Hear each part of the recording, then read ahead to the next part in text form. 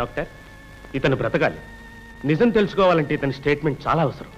ఇతను స్టేట్మెంట్ ఇచ్చే స్థితిలో లేడు. మీరు కాస్త వెయిట్ చేయాలి. ధైర్యం సార్, ఏదైనా అవసరం ఉంటే వెంటనే పిలు. అంత అవసరం వచ్చేటట్టే లేదని నా ఎక్స్పీరియన్స్ లో. ఈ బెడ్ లోకి వచ్చే వాళ్ళందరూ ఇంతే. అబ్బాయి గారు అడ్డుపడ్డారు, వాడు పారిపోయాడు, పోలీసులు చిక్కాడు. ఈ కాకమ్మ కబులు కాదు నాకు కావాల్సింది. వజ్రాలు. ఇప్పుడు ఆ వజ్రాలతో పాటు మన గుట్టుకే మోసం వచ్చింది. వెంటనే వెళ్ళండి, వాడిని ఎలాగైనా సరే హాస్పిటల్లో సమాధి చేయండి.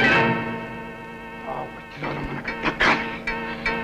మన రహస్యం వాడితో పాటు చావాలి. తెలిసిందా?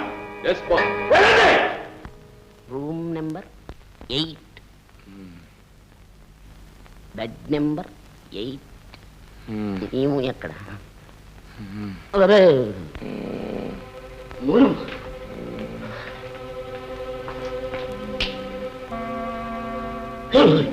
ఊరి నీ దుంప తెగ కళ్ళు మూసుకునే కైలాసాలు పోతాం అనుకున్నానే. అదృష్టవంతులే, బతికి బయటపడ్డాం. డాక్టర్ని పిలుస్తానండి. కావాలందా?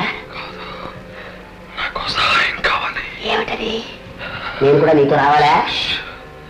నాకు ఒక పెన్ను పేపరు కావాలి. ఎందుకు? ఎముడికి ఏమన్నా అప్లికేషన్ పెట్టాలా? లేకపోతే ఇంటి నెంబర్ చెప్పు, నేనే వెళ్ళొస్తాను. ఇదెక్కడ గొడవరా నాయన?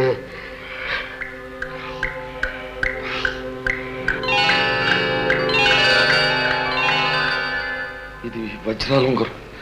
దీని ఖరీదు 10,000. ఇది నీకు బహుమానంగా ఇస్తున్నాను. నిజంగానే 10,000?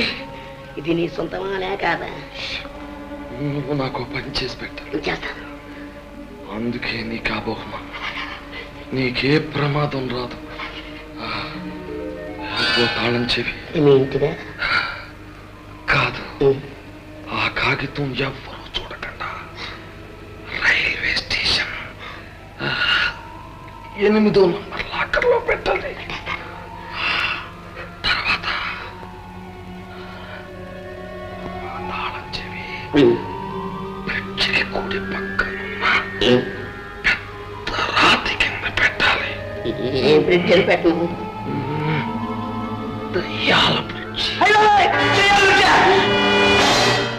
నాడు కూడా ఆగిపోయింది. అయ్యో, ఎంత దుర్దినం ఈవేళ. అష్టమి మంగళవారం, 8వ తారీఖు, 8 గంటలకి 8వ వార్డు, 8వ నెంబర్ బెడ్లు. ఈ జీవాత్మ పరమాత్మలో కలిసిపోయాడు. అవును, నేను ఎందుకు ఏడవడం? వీడు చెప్పిన పని నేను చేయకపోతే నన్ను అడిగేదేవాడు అసలు. బతికున్న వాళ్ళకైనా అన్యాయం చేయదు తప్ప చచ్చిన వాడికి మాత్రం నేను చచ్చిన అన్యాయం చేయను.